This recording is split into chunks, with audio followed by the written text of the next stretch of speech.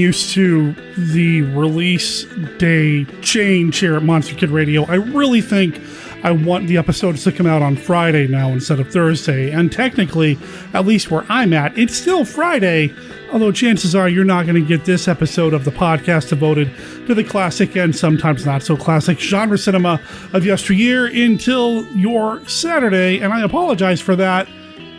I'll make it up to you by giving you an excellent episode of Monster Kid Radio this week. How's it going, everybody? This is your writer, host, producer, Derek M. Cook, welcoming you to the show with a song from the band Operation Octopus. This comes from their album El Calavera. It is the song Black and White Shoes. I will make sure there's a link in the show notes, and of course you'll hear the song in its entirety at the end of this episode, but if you just can't wait, go to operationoctopus.bandcamp.com to check out this song as well as the rest of the entire album. Let them know that Monster Kid Radio sent you. Let's talk about this week's episode. We are getting back to how things used to be here on Monster Kid Radio, release day notwithstanding. We have an actual conversation with me as the main guy facilitating the talk with a guest. I've got the man from the shadow over Portland, Chris McMillan, joining me this week to talk about a movie that is near and dear to his shadowy Monster Kid heart. It's the classic film, the original Invaders from Mars. We're going to be talking about that with him and talk about the first time he saw the film, get into why it affected him the way that it did, talk about what I thought about the movie, because this was, oh no, a first-time watch for me. So that's what we're doing this week. We've got Chris waiting in the wings. So, of course, wouldn't be an episode of Monster Kid Radio without some segments from some amazing contributors like Mark Matzke and his Beta Capsule review. And I know I say this more often than not, but I mean it. I really mean it. The episode of Ultraman that he's covering this week is one of my absolute favorites, not just of the original Ultraman series, but of all the Ultraman series episodes that I've seen, every single one. I would put this near the very top of my Ultraman list. It's a great episode. We also have Kenny. He is here with a look at Famous Monsters of Filmland, so that's coming up as well. Now, of course, as always, when we talk about the movie, there are spoilers, so I will play that spoiler alert at the beginning of the conversation with Chris, but Kenny's segment also has a spoiler, so keep an eye out or ear out for that. In fact, I'm going to let you get to that right after this.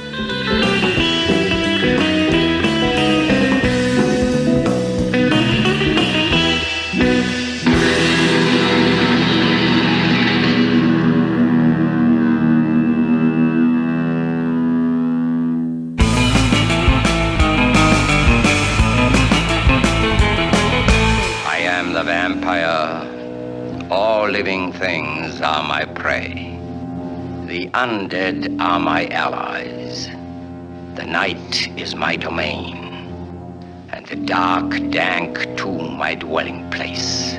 I feast on human blood. May be yours, so beware. Beware.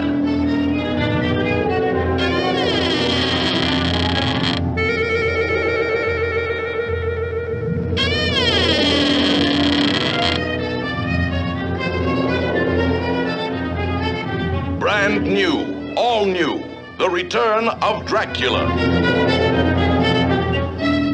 From beyond the grave comes the dreaded Dracula, spreading corruption and horror wherever his cursed shadow falls. Innocent beauty becomes the vampire's prey, as paralyzing fear turns to hypnotic fascination. You will do as I say. Yes. I bring you death, a living death. One drop of your blood and you're bound to me. Jenny Blake's soul must be freed, Doctor. And all of the souls of her victims, if any. But how? With a pointed stake right through the heart.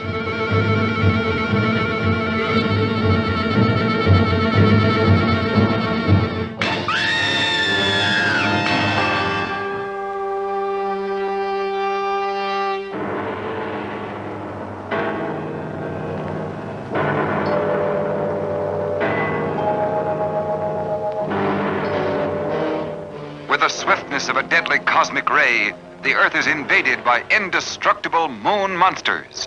Their ghastly mission, death for all humans.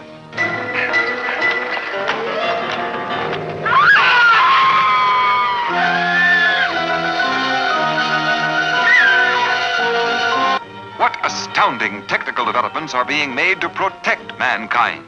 Robot Monster brings you an actual preview of the devastating forces of our future. Unsuspected revelations of incredible horrors that will terrify you with their brutal reality. There is no escape from me. Very well. I will recalculate. Your death will be indescribable. I am Dr. Lee Cushing. Welcome to my Chamber of Horrors. Dr. Cushing's Chamber of Horrors is a monster rally novel in the tradition of the classic Universal and Hammer horror film. It's written by Stephen D. Sullivan, the award-winning author of White Zombie, Daikaiju Attack, Manos: The Hands of Fate, and one of the creators of the original Chill role-playing game.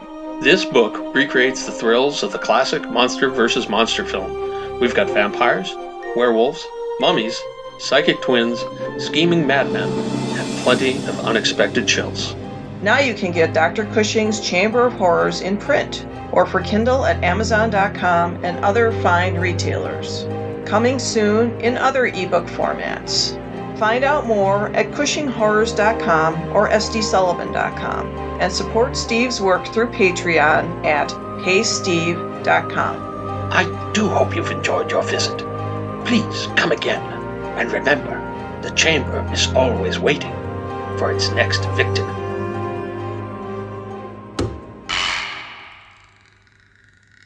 Live from the Land of Light in Nebula M78, home of the mighty Ultra Heroes, it's Monster Kid Radio's Beta Capsule Review.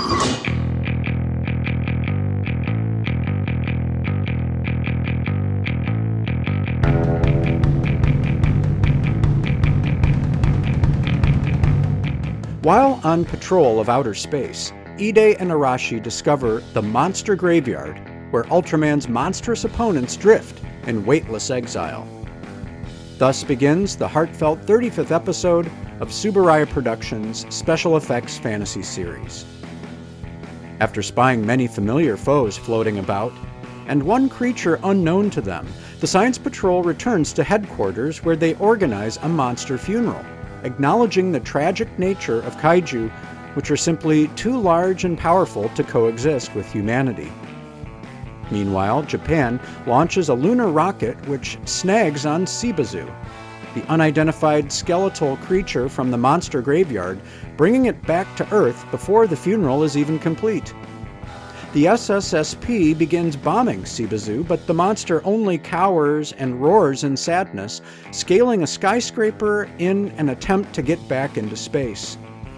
The dejected monster wanders off into the countryside, and the Science Patrol gives up their attack, resolving to help Shibazu, enlisting the expertise of the Lunar Rocket Research Center. Their launch plan fails, however, and Ultraman is unable to finish the job, having expended too much energy wrestling the ghost monster to send him back into space single-handedly. It will take all the ingenuity the SSSP can muster, plus the persuasive power of Ultraman, to find a solution for Shibazu. The Monster Graveyard is another masterpiece from the minds of writer Mamoru Sasaki and director Akio Jisagi, the team responsible for last week's Gift from the Sky and other milestone episodes. Where Gift from the Sky parodied the conventions of an average Ultraman story, the Monster Graveyard sober-mindedly inverts them, asking the audience to consider the tragic nature of a giant monster's lack of place in the modern world. Remarkable for its compassionate and philosophical take on the problem of monsters, episode 35 also gives the viewer one of the series' most charming kaiju, the downcast Shibazu, who just wants to go home. For Monster Kid Radio's Beta Capsule Review, this is Mark Matzke reporting.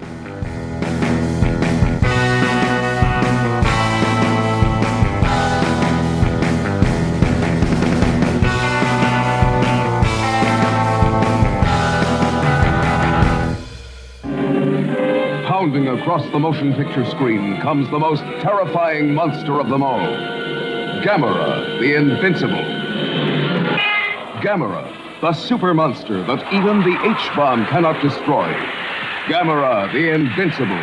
Attention, everyone! Hey, Gamera! Gamera, consuming raw atomic power.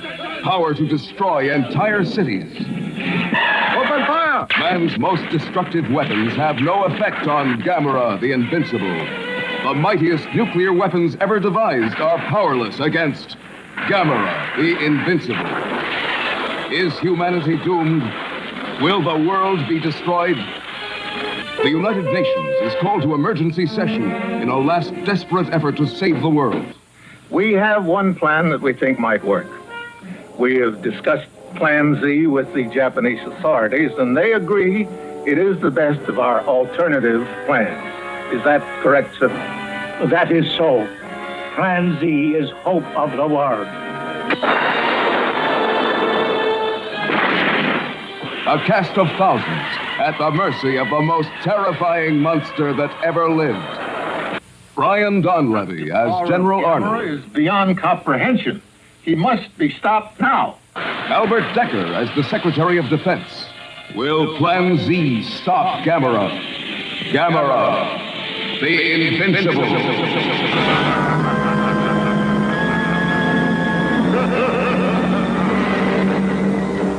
He's the goingest ghost you've ever met. This ghost of Dragstrip Hollow. He's got the Hot Rodders Vavoomin and the Hepcats Zazoomin.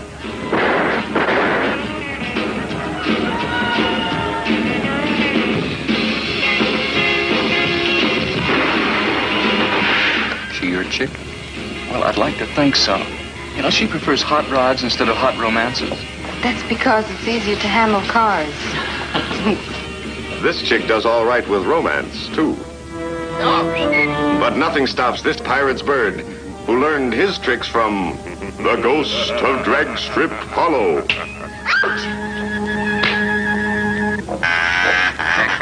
Anybody want to kiss a duck? There's a perfectly rational explanation for all this.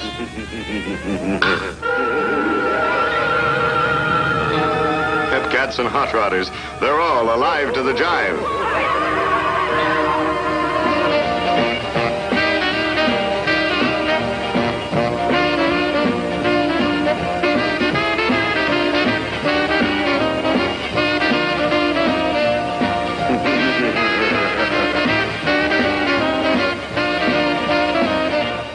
Hello there, Monster Kid Radioheads. This is Kenny with a look at Famous Monsters of Filmland.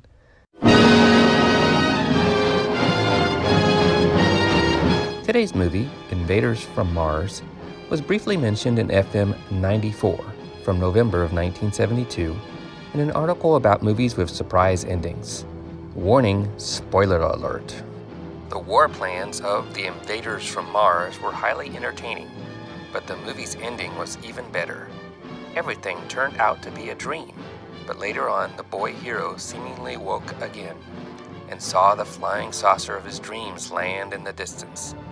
Was that also a mental illusion, or had he foreseen the future?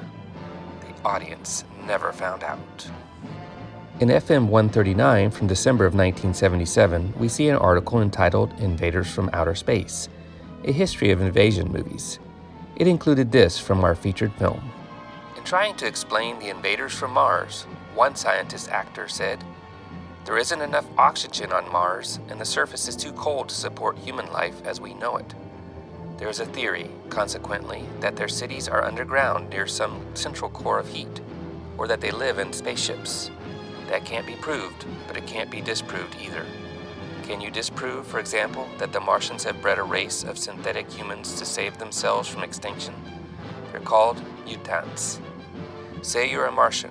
With the aid of these mutants, you've developed a way of life to save your race. Giant ships floating in space with sufficient oxygen to sustain life. Then the inhabitants of another planet start shooting powerful rockets, endangering your zone of survival. Wouldn't you want to do something about it?" There was also a photo of the head Martian, one of the creepiest aliens in movies, in my opinion. That is all for this week's look at Famous Monsters of Filmland. We will have more soon For MKR, this is Kenny saying adios.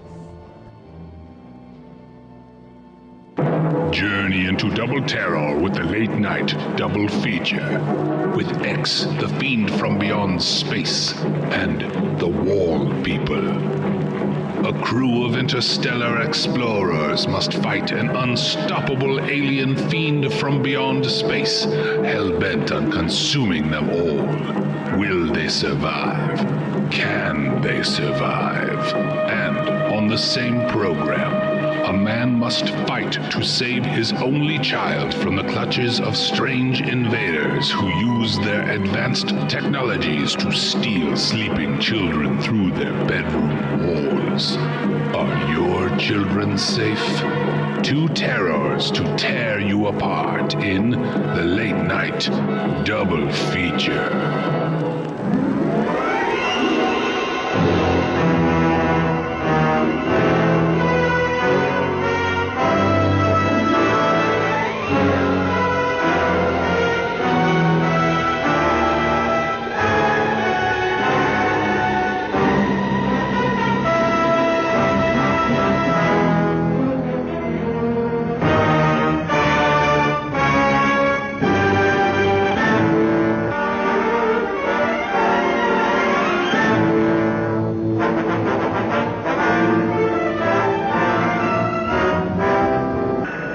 From Outer Space is a picture that you'll long remember for its blending of science and fiction, for its eerie terror, and for its story of an invasion from another planet that's almost beyond imagining.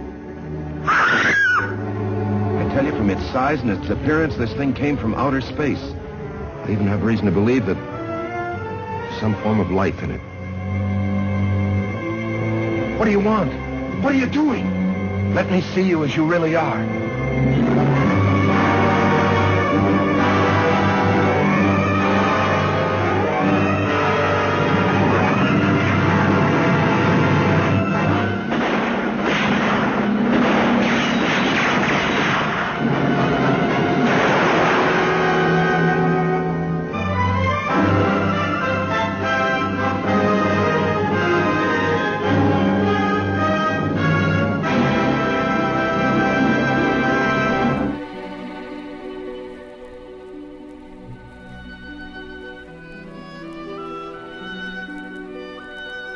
This is Count Vlad, but you may recognize me by my more familiar name, Count Dracula, and I'm here to offer you a friendly warning.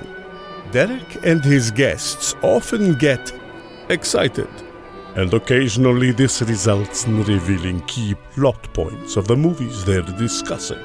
In your parlance, you might call these revelations spoilers.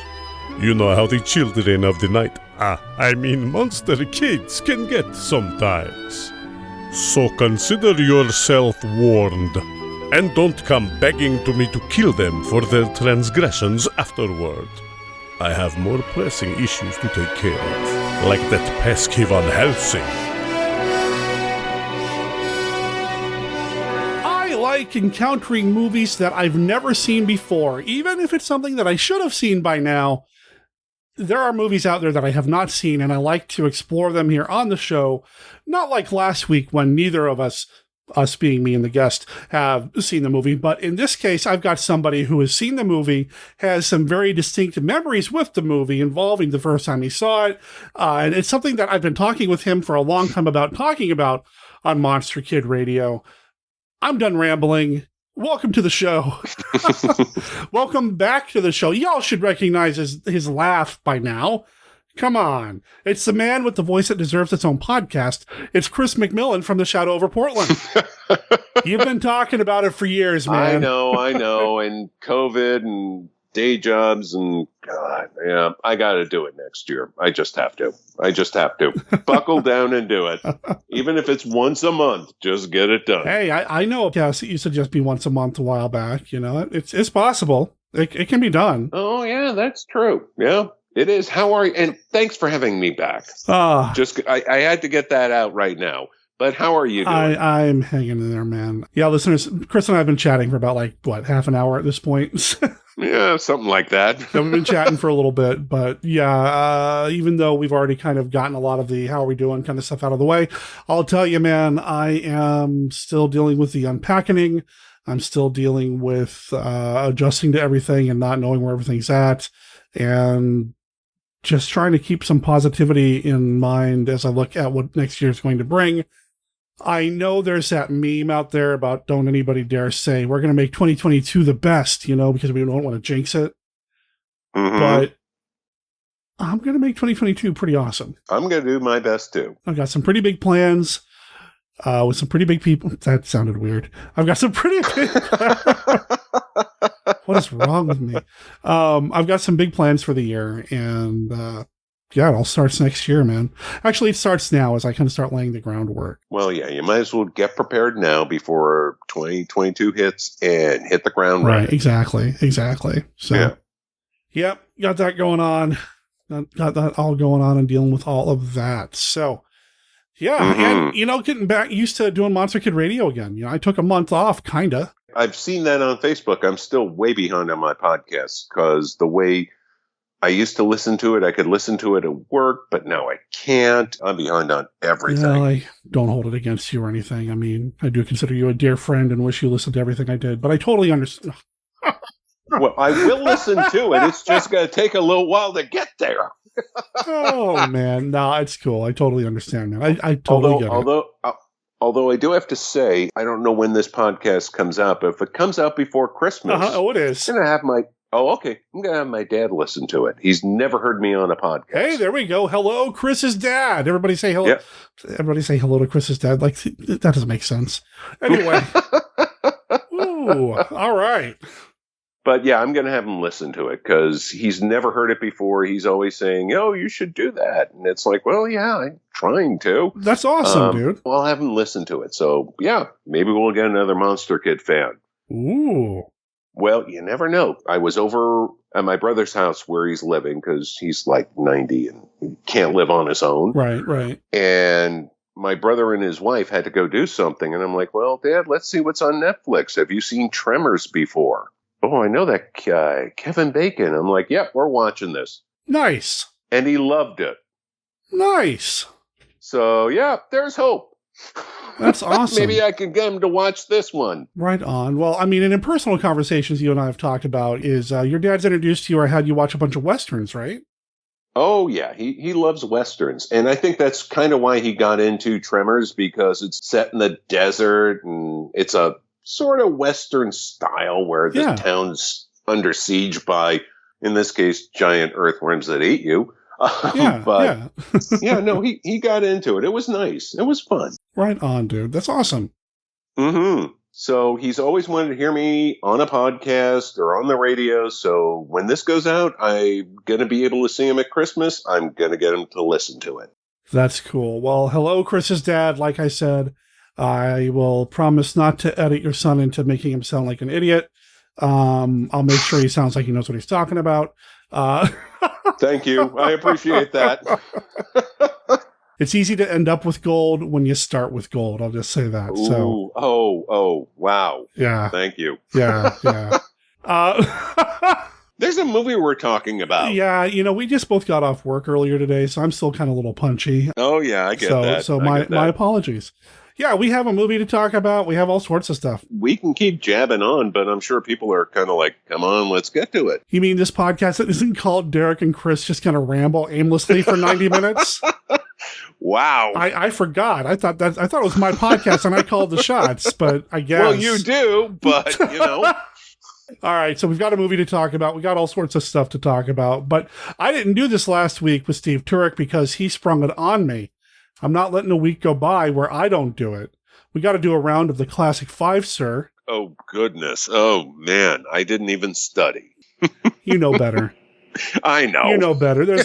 We don't need to study around here. There's no way to fail the Classic Five. For listeners who don't know, the Classic Five is a game that we play pretty much on every episode of Monster Kid Radio, where I have a literal deck of cards. Normally, I don't know where mine is right now. It's boxed up somewhere, so I'm going to have to pull something from a data Anyway, I have a deck of cards. Wait. I know where my cards are. Oh, well, look at you, Mr. Fancy Pants. Oh, yeah. Well, if we're going to do it, let's do it right. Let's see. Where are they? I'm in my... Oh, there they all are right there. Please continue, and I'll pull the cards. Oh, sounds good. So, yeah, we're going to draw some cards. Each card has a this or that. Which movie do you prefer style question on them. There are no wrong answers. It's just a way to get monster kids talking, get to know fellow monster kids, that sort of thing. Call it an icebreaker. Call it a game. We call it the Classic Five. Hang on. I'm having trouble getting them out of the package. We are so prepared this week. This is... Oh, man, I tell you. This is podcast gold. Oh, man. You know what I said earlier about making you sound good, and now we got it. All right. Wait, what? Oh, shoot. Okay. I've got this thing right. Okay, I got the basic deck out. You want to just go with that? Well, why don't we do 3 basic deck, and then I'll pull 2 from my data, my sheet here, my stuff here. Okay, hang on. I'm going to shuffle. So give me a sec. All right. Let me get close to the microphone. And it's tangled up in the cord, of course. All right, here we go. So you missed this, right? You missed this, and I'm sure the listeners missed this too, right? I mean, this... Oh, I'm sure. This is gold. Okay, so are we both answering this one? Why not? We'll both answer. Why not? What classic monster movie that never had a sequel should have had one? Would you like to go first, or shall I? You know what? I'll go first in this one. Classic monster movie that should have had a sequel. I'd like to see a sequel to The Day the Earth Stood Still. Oh. Where the aliens come back and be like, hey, I thought you guys were going to knock this off. Wow, that's a good one. That's what I want to say. That's much classier than mine, which is probably a not so classic one. I want a sequel to The Giant Claw. Oh, yes, that'd be fun too. Just to watch that puppet again in a brand new movie. It would be just so amazing. Oh, it was Beaky Buzzard that I was thinking of when I first saw that. You know, the the Looney Tune Buzzard character. I had no idea it had a name. Okay. I think it was Beaky Buzzard. You know, the one who's always singing, I've got a baby bumblebee, won't my mommy be so proud of me? Oh, no, please keep going. Oh, no, that's all the lyrics I know. No, you're right. But he's a turkey vulture that, yeah, all right. Yeah.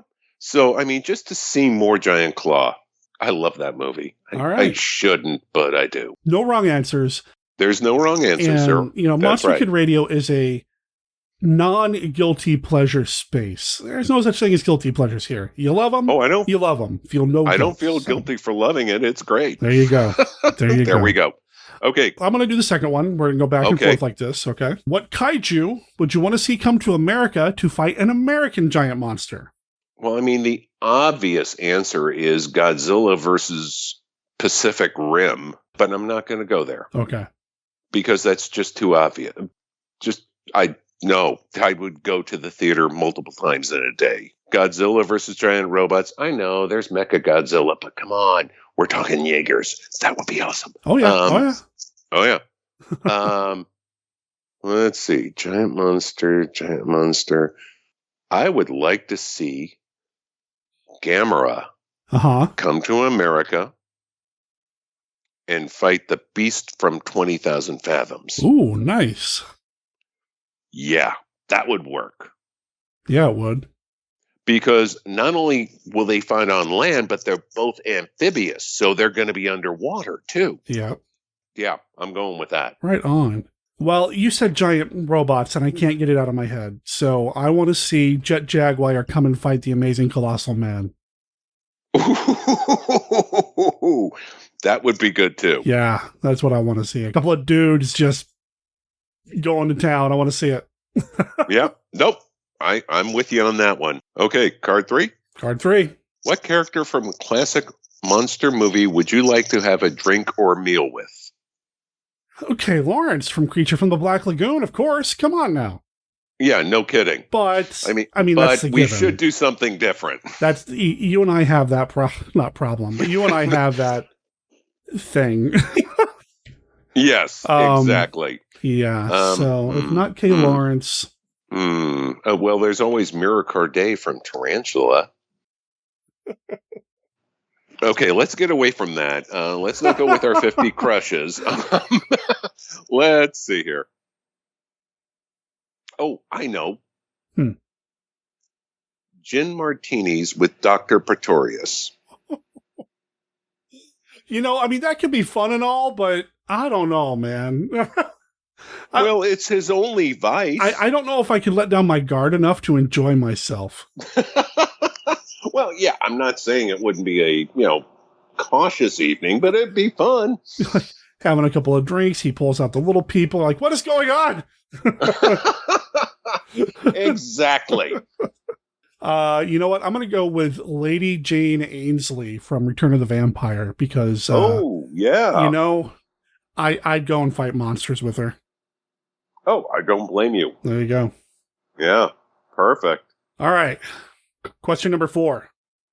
What classic monster movie do you want to see turned into a pinball game? Oh, crud. Been thinking a lot about pinball lately because I found a directory online where you can go and look up various pinball games and locations, and it'll tell you what's where.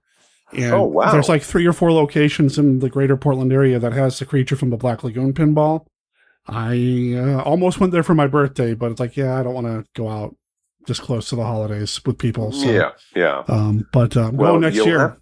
You'll have to tell me where, because I'll meet you. Oh, we'll make a day of it. I'll have a roll of quarters. That's right. Okay, pinball. The monster that challenged the world. Oh. Because you can make some really cool snail tunnels for the pinball to go through. Yeah. That would be fun. And then, you have to pop the egg bonus and stuff. Yeah, I think you could make a good one from that. I didn't even think about that. Now that I'm thinking about the mechanics of the pinball game itself, and I'm thinking something like Monolith Monsters, where you'd have the monoliths like kind of rise from the board in the middle of the game. Oh, yeah, and you break them and they come back. Yeah. And you have to go hit the salt mine. Yeah, that's what I want. Perfect. There we go. That'd be a good one, too. That's a great one. All right, well, take us home, man. All right, card number 5. What is your favorite Ed Wood film? It's either Plan 9 or Bride of the Monster for me. Bride of the Monster. As much as I love Plan 9, Bride of the Monster is just such great Ed Wood stuff. Yeah, it really is. Not only do you have Bela Lugosi being eaten by his giant rubber puppet squid, or octopus, he gets struck by lightning and ignites in a nuclear fireball. I mean, I've always said that recently villain deaths in movies have gotten so over the top that they're just unbelievable. You have the villain shot, he falls 50 stories, bounces off a car, and gets run over by a semi. What movie are you watching? I don't know. Well, no, I'm just saying that seems to be how villain deaths are going nowadays. They're just so over the top, but Ed Wood really started it with that one. So, yeah, I'm going to go with Bride of the Monster. Sounds good to me. Yes, although Plan 9's a really close second, because, God, that movie is so good. I have a lot of love for Plan 9. I mean, obviously. But Bride of the Monster, to me, feels, for lack of a better term, the most real, in that it actually had a budget, in that, for the most part, it had a bigger budget. Feels better put together on the production level. I agree with you on that. But Plan 9's pretty awesome, so...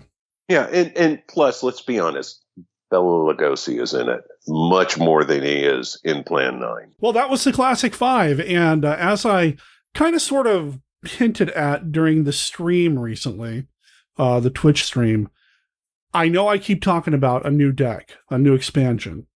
Part of what I mentioned earlier about making sure things are ready to go for 2022, January, you'll see the new deck. Ooh. So there will be new cards available coming up in January. So you don't have to wait for a Monster Bash. You don't have to, just listen to the same old or play the same old questions over and over and over again. January. Stay tuned. Cool. Can't wait. But that is the Classic 5. And, I know we always say no winners, but Chris wins. So he gets to stay on the show. Oh, wow. I'm not getting cut off. Not yet. I guess it kind of depends on how the rest of this goes. No. Oh, okay, fair enough. No, man, you introduced me to a pretty awesome movie. I think we're going to be just fine this week when we talk about a classic, a bona fide classic, 1953, is that right, film? Yes, it is. Invaders from Mars. He saw them capture innocent people only to destroy.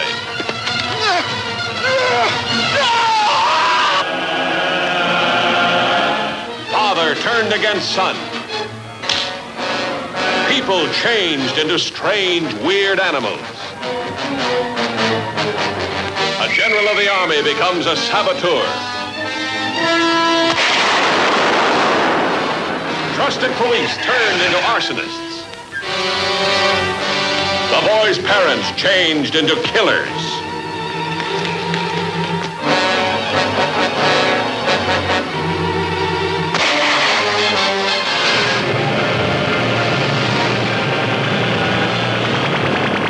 Invaders from Mars, weird, fantastic beings of a superintelligence, ruling a race of synthetic humans and pitting them against mankind's dream to conquer the universe. Come on, step on it. Search every tunnel. We gotta find Ronaldo and the kid. When the colonel gives the signal, get back here on the double.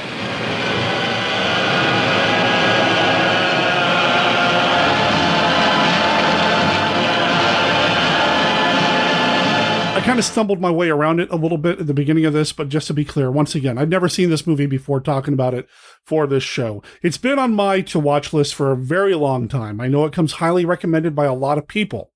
It's iconic. It's got some really iconic imagery in it. But I knew that I wanted to wait to watch it until Chris and I were going to talk about it on the show. So I made myself wait. I watched. Well, you didn't have to. Well, no, I wanted to though, and I, Okay. I actually enjoy kind of coming to these movies fresh like this because I hear from people all the time. I didn't know anything about this movie. I never saw that film or whatever. I want to be that person. I want to be the person who comes to something brand new and fresh, and that's what I get in situations like this. I get that. I do. Yeah, I think I knew it was double featured with Day the Earth Stood Still at one point, which might have been why that movie was on my mind when that question came up earlier in the Classic Five. But beyond that, and knowing that there was a kid kind of front and center for a lot of it, that's all I knew about it. But you, sir, your background's very different with this film. Yeah, it's the movie that started me on being a monster kid. Wow. It's the first movie I ever remember seeing. That's And something, man. I don't remember. I think I told you it was 63, but it might have been 64. And yes, I am that old. I wasn't going to say anything. I'm feeling it. That's okay. I just turned 48 on my birthday, so I wasn't going to say nothing, but Yeah. But somehow I got planted down in the basement of my grandmother's house in New York. Okay. In front of her, for the time, giant 15-inch black and white console TV. And they turned on the movie and just, my mom and my grandma walked up and it was kind of the babysitting thing. And Invaders from Mars was on. And so I'm watching this and I got to tell you, 3-4-year-old me scared the living daylights out of me. This was terrifying. My mom would always tell me that I was a bad sleeper. I didn't sleep through the night. I was fussy at night. Well, if they're scaring you half to death with movies like this, Well, no, that was just it. She found out what I was watching. She's like, what the heck was he watching? Oh, my God, really? Yeah. So she was always against me watching the monster movies. But after that one, I always wanted to watch them. But to be honest, I hadn't seen this again until about 5 years ago.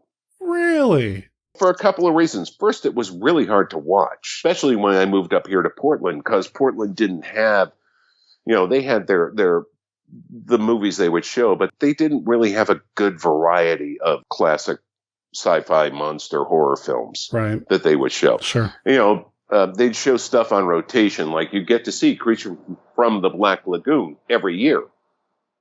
But something like Invaders from Mars, they never showed it. And also, as I started reading horror and sci-fi books, I started reading about, you can see the zippers on the back of the monster suit. Oh, there's this. And I resisted trying to find it for the longest time because I didn't want to spoil my memory of it.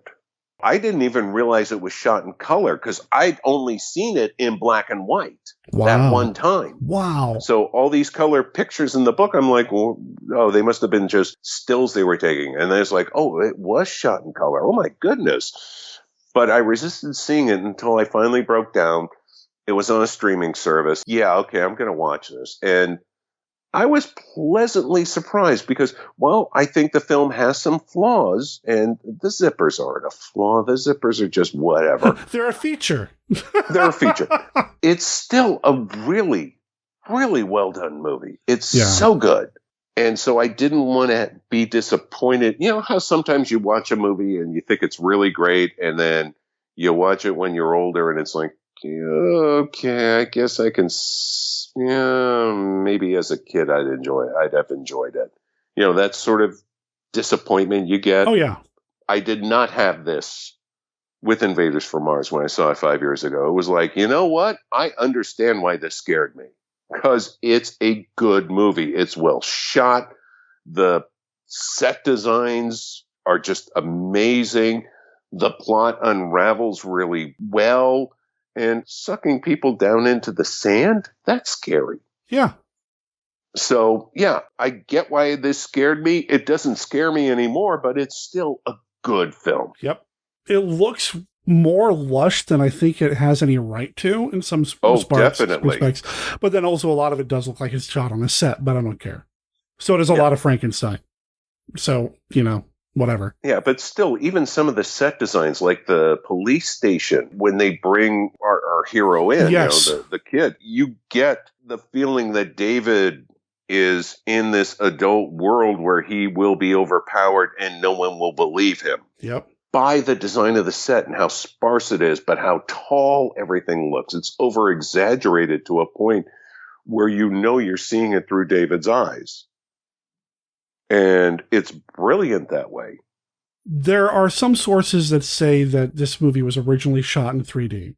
I don't know if that's true or not, because there's a lot of speculation, but that shot, you're talking about the police station with that long hallway? Oh, yeah. That would have looked great in 3D. Oh, I think so. I never heard that anyone thought it was shot in 3D. I know that the opening credits have that sort of 3D look. Yeah. But never saw anything saying it might have been shot in 3D. I don't know for sure. I don't know what I think, but it would have been cool in 3D.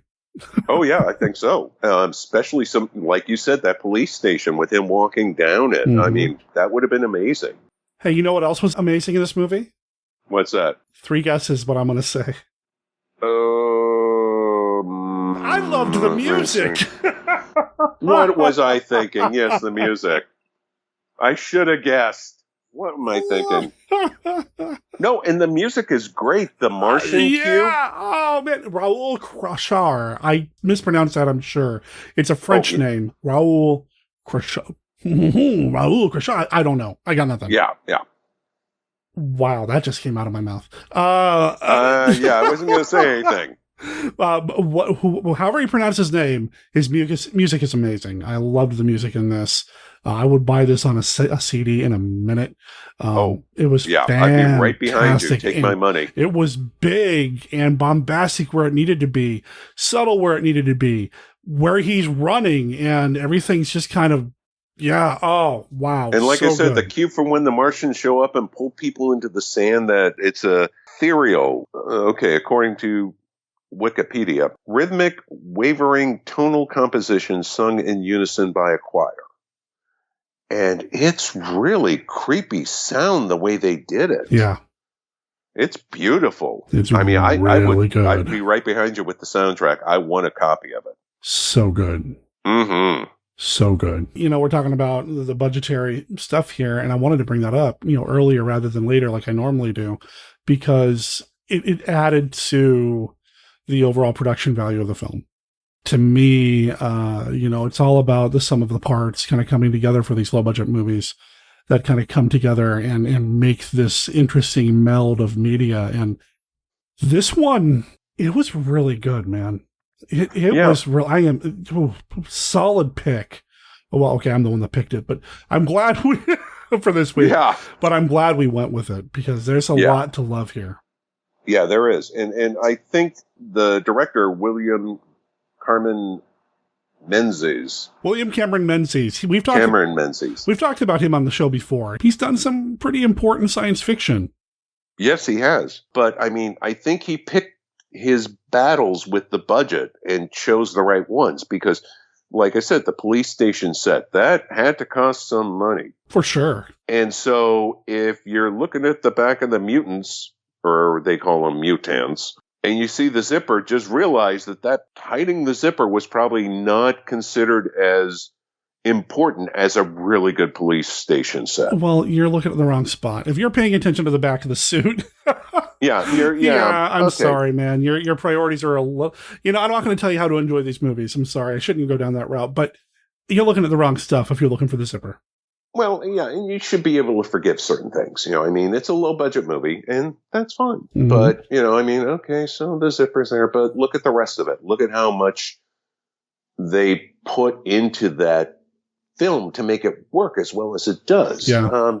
Maybe we should talk about the plot. Yeah, so it's a riff on Invasion of the Body Snatchers. It's a riff on that, yeah. I was thinking that because, it came out during the McCarthy Red Scare era.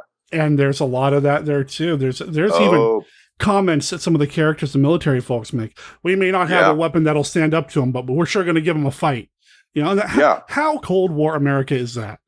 Yeah, but the thing is, this not only predates Don Siegel's Invasion of the Body Snatcher movie, but it also predates the novel by at least a year. So this actually came out before those. I thought maybe they were riffing off of, Invasion of the Body Snatcher. So I'm like, oh, wait, no, they came out with it first. And apparently, according to some of the research I did, they pushed this into production so they could be the first color movie to show aliens and alien spacecraft by beating out War of the Worlds. Okay. I'm sure they're like, oh, someone's doing alien invasion movie. We can beat them to it. But as far as the Body Snatcher communist scare thing, yeah, they beat Invasion of the Body Snatchers the punch by a year for the novel and at least 2 years by the movie. But anyway, I'm sorry I interrupted. The movie, for the most part, is told through the eyes of a kid. So there's a lot of jumps in logic that happen. Not nearly as bad as, say, like Robot Monster. I say bad, but it's not as obvious, I guess, as in Robot Monster. But a lot of it, and it's really nice, actually, that the kid is taken seriously. I love that so much about this film. When he is up at 3:30 in the morning because he wants to watch, 4:30 in the morning because he wants to watch some astronomical thing happen that only happens once every 6 years. His dad's not upset. His dad's like, oh, move over. I want to look through the telescope too. And that's cool. That's great. That is. And it's a great setup for what happens later. Yeah. Yeah. And his mom, the same thing. It's like, okay, you guys go to bed. Come on. Yeah. And it's wonderful. And I loved that so much. So we have that going on and there is this thing happening and, the kid and dad enjoy that together, but it's not the only crazy astronomical event happening tonight because a spaceship, a flying saucer crash lands I think it's on their property, isn't it? It's in a sand pit or a sand dune or something, I think close to their property, maybe bordering it, because they talk about the fence having fallen over. Where it went across the sand pit, it's now fallen over. So it's, that's right. Somewhere in there. Yeah. Yeah. So the kid gets the parents on board. The dad's going to go take a look and he doesn't come home the rest of the night. When he does return, he has undergone a huge personality shift. And it's awkward, and then it gets really uncomfortable when he pushes the kid away. And I don't think he pushed I think he really smacked the kid. I was trying to be nice. But that's a jarring moment, and it's a jarring moment because just a few minutes ago, we saw him as a really cool person. Yeah. And then all of a sudden he's gruff. He's smacking his kid, which, you just know he would never have done. Right. So yeah, okay, I don't know, trigger warning, but yeah, there is that one moment, and it's just that one moment. It doesn't continue, but the kid is terrified, and he's trying to find help. He's trying to get people on board to believe him about what he's seen, and it becomes him against the rest of the world, really, until a kindly doctor starts to believe him. And I thought that was nice. The authority figures, they're being taken over. The nurse, she's on board and makes a few phone calls. It's like, yeah, this doctor's, the scientist vouches for you, so I guess you're not full of it, kid. And she's called in by the one cop because the kid tries to talk to the chief of police. Chief of police has been taken over, instructs the duty officer to lock the kid up. And the duty officer is like, look, this kid's really scared. This is really weird. And the chief is like, don't worry about it. No problem. So he calls this doctor who's with the health department to come talk to David. Yeah, he's known by an astronomer, and one of the little stumbling blocks, because there's a lot of 50s science, and I mean science. The guy is talking about, well, there's a theory that Martians are not on their planet anymore, but circling the atmosphere, and our rocket, which will shoot down things circling the atmosphere, maybe, you're laughing. I'm kind of going, yeah, okay, this is pushing it. But yeah, this movie has the 1950s science trope. We're going to give you a little science lesson. And then we're going to take it a step further than we normally would, because what? Yeah. But the nice thing is the Army gets on board very early. Yeah. The Army buys it, and they never shoo the kid away. And that's one of the things I love about this too. They're never like, okay, thanks, kid, you're in the way. No, the general and the officers are talking about what they're going to do strategy-wise, and the kid's just there listening, hanging out. Yeah. Nobody's telling the kid to go home. But that is what happens. We get the local military involved. We learned that there are some experiments, some things happening, some projects, some programs happening here that top secret military type stuff. And that's probably why the Martians are here, taking over random people. Using them as saboteurs for the project. There's some really cool moments. And I want to get back to this here in a second. This was one moment that really... The sequence of events that really kind of got me is like, oh man, they went there. But yeah, so the military's brought in, they are investigating, they figure out that there is a craft of some sort underneath the sand. And when they get in there, they see the Martians or the mutants or the mutates or whatever you want to call them.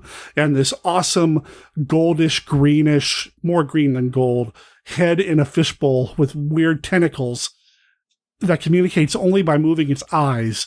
And it's just creepy and freaky. A race to get out of there because they set off some timed charges. It's just a romp, and it doesn't stop. It literally doesn't stop, because there's a good 30-second, if not longer, I'd have to go back and time it, bit where they're running away from the exploding firecraft or spacecraft. And it's just focusing on Danny's face. We're getting flashbacks of everything that's happened throughout the film as he's running. And it's just him running. And you're seeing more and more things where things are going wrong. And, oh man, that's when that happened. And, oh no, that's where they found the thing in the guy's neck. And, oh no, here's this and here's that. And it's just ratcheting it up higher and higher and higher. And it just never lets go. I mean, well, it does eventually, but it's great. It's well paced. I think the military loading the tanks and jeeps on the train scene got a little long. There are a few things that kind of dragged. But I'm willing to forgo that, because most of it is really, it's a solid film. Yeah, it is. And of course David and the doctor, I forget her name, Dr. Pat Blake. They both get sucked into the underground labyrinth that the Martians have set up around their spacecraft. And the Supreme Intelligence, the thing in the globe, which is only like a chest and a head. Yeah, pretty much. Which is really kind of freaky. Yeah. And the tentacles were articulated to a point. I mean, nothing great. But they were moving. And but it was they were enough. moving, which is good for, a low budget 50s film. And I mean, that is one of those iconic monsters. You do know that they did homage to that in Star Crash, right? I've never seen Star Crash. Oh my. Okay then. I know. Carolyn Monroe? I know. Leather space bikini? I know. That image of the Supreme Intelligence, they actually do an homage in that movie to it. You know, I mean, it's in there. The director, Luigi Cosi, I think it is. This sounds about right. Yeah, he was a big enough fan of that movie that he put it in that film, his film. So, I mean, it's iconic. It's pretty well known. That was probably one of the things that scared the heck out of me, because it's like, there's no body. Oh, my God! When I was a kid. Oh, man. Yeah, there are a lot of holes in my movie watching experience. I know this.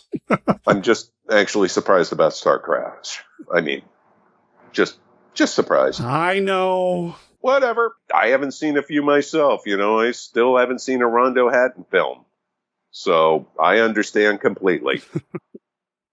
I said I wanted to get back to a moment in this movie that was like, oh my, they went there. Oh boy. When his father strikes out at David and, you know, he's going to go out and play, and he's told, don't you go telling anybody about this. Of course he's going to go tell somebody about this. He wants to tell the neighbor kid, the neighbor family. And he saw Nancy, the neighbor girl, get sucked under the sand too, and he wants to tell about that. Well, Nancy's there. Nancy's been taken over, but Nancy's there and sets the house on fire. Yeah. And when Danny is yelling, hey, your house is on fire, and they're out there to go fix it, the mom's like, Nancy, were you playing in the cellar? No, mother. But then she gets that grin on her face. Oh, yeah. Oh, man. Talk about evil right there. That was chilling. Yeah. The fact that the aliens, once the person does what they want them to do, just triggers off something in the implant in the back of their head and kills them. Cerebral hemorrhage. Yeah. Which this little girl, she doesn't die on screen, thankfully. Yeah, that would have been way too far. But she's dead. Mm-hmm. And what? And a few of the people who are taken over are dead. You know, the two cops, they burned down a scientific building, and they're cornered, and they just drop dead. Yeah. Just right on screen. Boom, done. It's crazy. David's mom and dad, you know, by this point, his mom has also been taken over by the aliens, are possessed by them. So he's worried about what's going to happen to them. Yeah, he doesn't want them to die the way the other ones have too. Whenever they talk about somebody dying, cue Danny crying about mom and dad. And normally I'd be like, oh, come on, kid. But in this case, it worked. And it's like, oh, no. Yeah, you're right. That is something we need to worry about, isn't it? Yeah, because dad almost kills a fellow scientist. It's the one Kathy. It was Kathy's father, and she thought she'd burn him down in the house, but apparently that didn't happen. Yeah.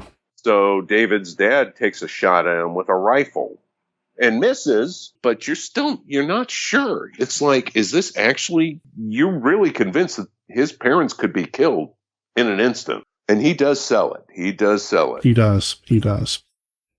There's a twist at the end of the movie I didn't think I was going to be too fond of. Mm-hmm. And okay, I've already given the spoiler warning. I'm going to spoil it here too. Well, it's 70 years old. I think I think we're good. Hey, I've never seen it before though, so maybe there's somebody else like that. Oh, that's true. That's true. But that moment that I talked about with Danny racing toward the camera, racing away, trying to get away from everything. Mm-hmm. We keep seeing all the flashbacks to earlier points in the movie. It's because he's about to wake up from a dream. This is a dream. Sort of. Yes, or is it? Or is it a Final Destination precognition situation? Is he stuck in a Groundhog's Day, Happy Death Day time loop? Oh, no. Now, this brings up one of the issues that I have with a lot of movies that are supposedly dream sequences or whatever. There are some point of view violations here. I did say earlier that they let the kid hang out there all the time, and that's great. But there are still some scenes happening without the kid. And if the kid wasn't there, how is he dreaming about these, and I know I get kind of hung up and anal about it sometimes when it comes to this sort of thing, but it's not enough to take me out of this one. This one was still fun. Oh yeah. Yeah. It's like anything else. You could say that he knows about, his father taking a shot at someone because he overheard it from the military guys. Oh, the doctor just tried to kill this other doctor. Right. But, it's not enough to really take you out of it. Yeah. Same with Robot Monster, when that happens. I mean, it happens, but I don't want to say surreal, but there's a weird, almost fairy tale like quality to a lot of this movie, and Robot Monster for that matter. And I'm wondering if this would play well with Robot Monster as a double feature now that I've talked about it so much.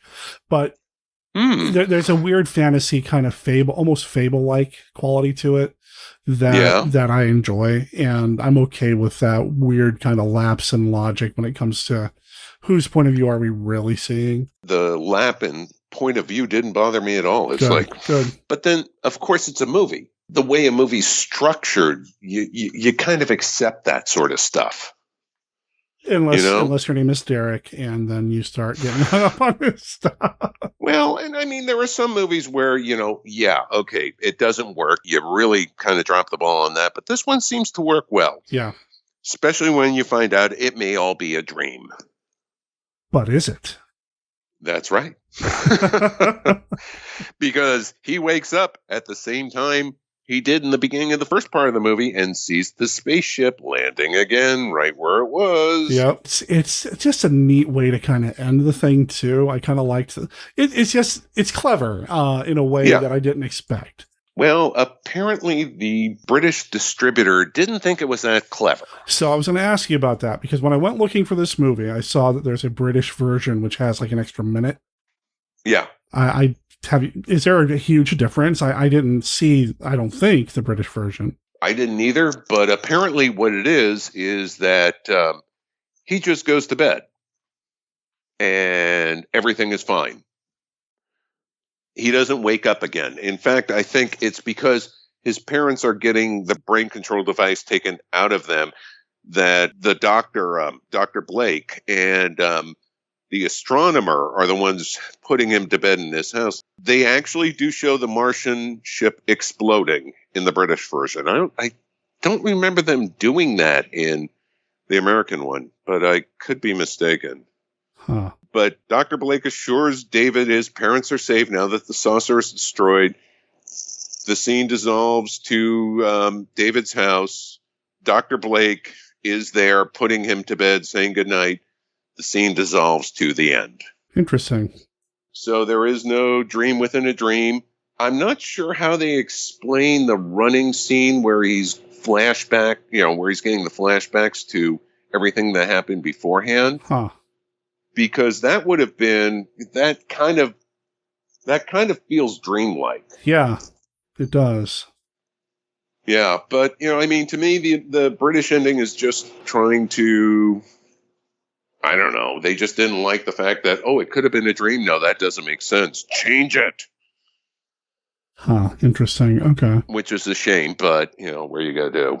Well, I will say that I enjoyed the heck out of this. I thought it was very well done. I sometimes come away from these experiences upset. I was like, why did I wait so long? Why didn't I watch this one before? Yeah. And it's good. It's a classic. It's one that I will go back and revisit. It's one that I will encourage people to watch and seek out. Oh, definitely. It's definitely worth your time. I think it's certainly one that I would say needs to be seen. Am I going to go see the remake? I don't know. Did we talk about that? Did you see the remake? Yeah, I saw the remake. It's not bad. Okay, the thing is, that was a Golden Globus film. It was Tobe Hooper's second of 3 movies that he was contractually obligated to make for them. The first one was Life Force. Then he did Invaders from Mars, but he also had to do a sequel to Texas Chainsaw Massacre, which was Texas Chainsaw Massacre 2, obviously. Yeah. It's okay. I mean, it pretty much follows the script beat by beat. Cool thing is, the actor who played David in, let me see, let me get the actor's name, the young boy's name. Yeah, Jimmy Hunt was in the remake Okay. as the police chief. And apparently there is a line in there where he's like, gosh, I haven't been here in like 40 years, which was a throwback to the fact that he was in the movie, which was like 36 years prior. Huh. And they also found the Supreme Intelligence prop and had it just on a shelf somewhere. So a little Easter egg. That's, I like that. And I don't know much about Toby Hooper in terms of what his influences were. He doesn't wear them on his sleeve the way, like, say, Joe Dante or John Landis does. But it's nice to see that kind of respect. As like maybe he was a monster kid too. I don't know. Yeah, and it's a very respectful remake, but it's also one of those things where you're like, oh, okay, so the mutant hands are amazing looking in this, because they were in the sequel, they were apparently a bodybuilder with a little person strapped to their back. Oh.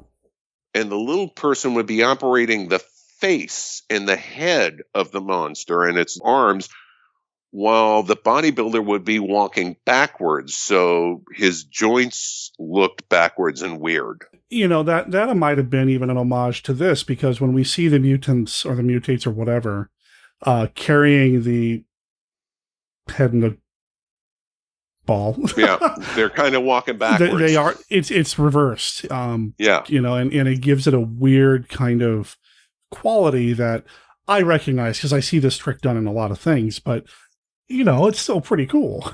Yeah. So in the remake, the mutants were done by Stan Winston, so they're good. Yeah. Oh yeah. But aside from the update on the special effects, the story's pretty much the same. So, it's not a bad remake. It just doesn't add anything new or interesting. I haven't seen it in years, so maybe I should go back and watch that one. But yeah, I remember seeing when I first saw it. This was before I revisited the original, and it's like, it's just not as good as the original the way I remember it. So I'm looking at it with my memories of the first one and how it affected me. So other people's mileage may vary. Well, this movie's easy to see. It's on Tubi, which is a free streaming service. If you can't find it anywhere else, it's there. I don't know if it's available as a physical disc or not. That's actually... It had a DVD release, but it's out of print. It's never had a Blu-ray release. You can find copies online for, under $10, but I'm not going to guarantee those are legit. Okay, so it was, at least here in the States, released by Image Entertainment, which sometimes they do a good job, kind of hit and miss with them, to be honest. That's the one that's out of print right now. You can still get it for $80. Yeah. I don't know if I'd spend $80 on it, but it also was released in a collection called Mission Mars, just a Mission Mars collection, as well as in a 2-pack with The Crawling Eye. So it's out there somewhere. But yeah, watch it on Tubi. I'm just waiting for Shout Factory to get a hold of it. Hey, Shout Factory, if you're listening, this would be one to do because it's amazing. Well, hey, if Shout Factory's listening, give me a job, man. I'll do your commentary tracks. I'm all over, man. I'm all over it. Yeah. I know you got your favorites, but, it's just because I'm not, you haven't listened to me. I'm and now I'm stumbling over my words, which explains maybe why I don't get a job at places like Show Factory. Anyway, that all said, this is a recommend. This is good stuff. I am so thrilled to have finally watched it and say I've seen Invaders from Mars, and I love it. It's so good. I'm so glad I watched it the way that I did, because I can almost say I watched it with Chris. And I am so glad you invited me on the show to talk about this movie, because like I said, I saw it the one time. I'm so glad I finally broke down and revisited it, because it didn't diminish my love of this movie. It just made it even better, because when you're 3 or 4 years old, you don't always get the critical eye and understand why the sets are so unnerving and why this doesn't look right and how it works so well. And, being able to go back and revisit all of that and realize that's why I was scared. Yeah. they made a solid movie. Yeah. And yeah, it's freaky. It's scary if you're 3, but it's really good no matter how old you are. Yeah, if you're a fan of the genre, you'll be a fan of this. And if you're not a fan of the genre, thanks for listening to Monster Kid Radio, I guess. And thanks for checking out the shadowOverPortland.blogspot.com. Oh, yeah. What's going on with your site, man? Well, I'm changing a few things. Okay. I'm trying to get back to reviewing movies because I haven't done one in a while. But it's getting really... We talked about this earlier, where part of my deal with the Shadow of Portland was to try and promote local theaters. You know, theaters doing repertory type movies, you know, or art house type movies, you know, movies that weren't going to go into the Cineplex. And unfortunately, those theaters are just for sheer economical reasons switching over and going first run. So I'm starting to include some of, you know, I mean, I've got a whole list of local independent movie theaters showing Spider-Man Far From Home starting on Thursday, because I still want to support these theaters. I still think they're important. I still think if you're going to go see Spider-Man Far From Home, go see it at a local theater. You're going to pay a little less. You're probably going to get better popcorn and food. And the people working there are going to be a lot more pleasant to talk to and deal with because they're fans. You know, they're doing this because they like movies. It's not like you're going to be facing somebody with a whole bunch of artificial buttered popcorn going, yeah, what do you want? Most independent theater owners really love what they do, and we need to keep them. We need to support them. Yeah, I used to work at a movie theater 20 years ago. I worked at a Cineplex. I forget which one. Was it a Carmike? I don't remember, but I used to work for one. And I worked for almost a full year. And I was one of 3 people who considered themselves movie fans. Everybody else working there would have been just as happy slinging hamburgers somewhere else. Mm-hmm. You know, and that rubs off on the entire experience. And when you find somebody like the Joy Cinema, they love movies. They care about making sure your experience is awesome because movies are awesome. So yes, if you can support the locals or the independents, do it. Please, please. So I'm breaking my one rule. If it's a sci-fi fantasy, and obviously Spider-Man sci-fi fantasy, maybe horror too, a little bit, because Doc Ock is scary in what he appeared in. And it's showing at local theaters, I'd rather promote them. So I don't know if you knew this, Chris, but it's your blog. You can do whatever you want. You don't have to worry about breaking the rules. They're your rules. You can change them. Well, no, I didn't break the rules. I changed them. There you go. There I go. But yeah, I mean, I'm still listing as much as I can happening in the area. I was actually surprised this month. There is so much going on. And I'm not talking movies. I'm talking stage productions. I'm talking bazaars, pop-up shopping things. Yeah. You know what I mean, there's a lot happening, and I'm doing my best to keep everyone up to date on what's going on. Right on. The website one more time. shadowOverPortland.blogspot.com. There you go. As always, link in the show notes. I think he's actually got a listing in the permalinks section because he's been such a long-time supporter. He was on the very first episode broadcast of Monster Kid Radio. And, and there's a chance that you will see him at a local convention if all things go well. With fingers and tentacles crossed. Right, yeah, with Monster Kid Radio doing something. So stay tuned for more information about that coming down the way. I'm sure he'll mention it on his website. And of course, I'm going to talk about it here on the podcast. Yeah, and of course, I'll talk about it here. So, all right. Well, I hope your dad liked the episode. I'm sure he will, but I will let you know. Yeah, you have him send him some feedback. Give us a call. Okay. I don't know. I think he'd be pumping me way too much. Oh, my son was great. That's what I was about. I said that. I was like, oh, good. We're going to get somebody talking about how awesome Chris is, which I already know. But, you know. You're too kind.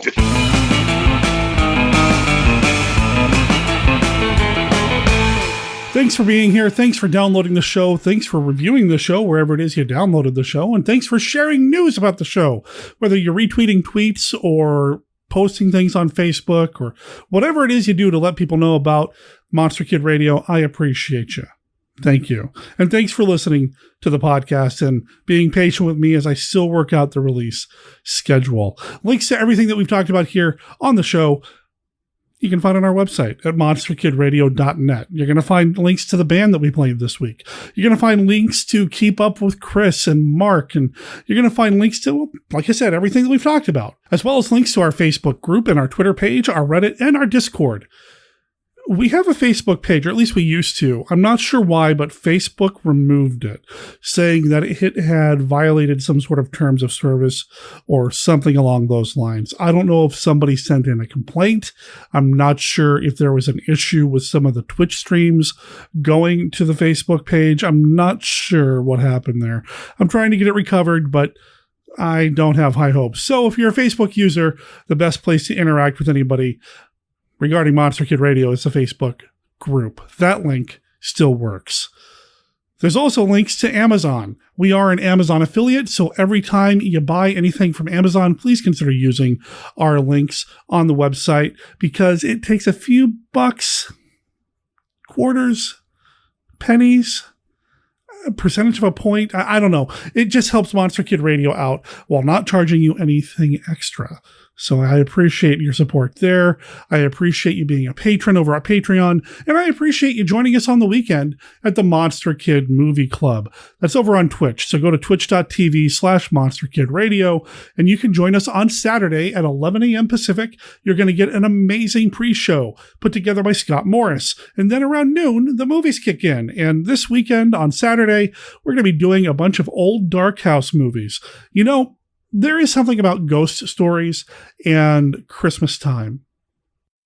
It's something that I really want to kind of lean into this time of year, but there aren't a lot of ghost stories or ghost films from that era, from the era of the public domain that I can show. And I thought the next best thing are some old Dark House movies. So that's what we're getting this weekend in the Monster Kid Movie Club. And then on Tuesday, same Twitch channel, but we become the Monster Kid Cliffhanger Club, where we're showing cliffhanger films, serials. I guess they're technically films. Yeah.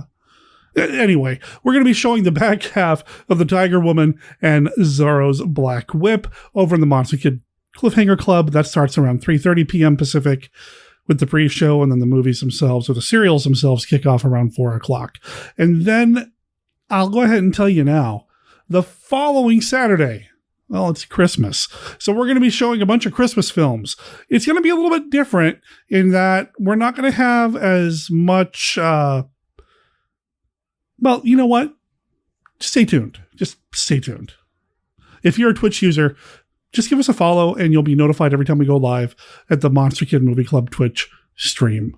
What's coming up next week on the show? Well, I am scheduled right now to record with Stephen D. Sullivan, another old name, a longtime supporter, somebody who's been on the show repeatedly. He and I are going to talk about a TV show from the 70s that I absolutely love called The Sixth Sense. Move down the darkest corridor of the inner mind.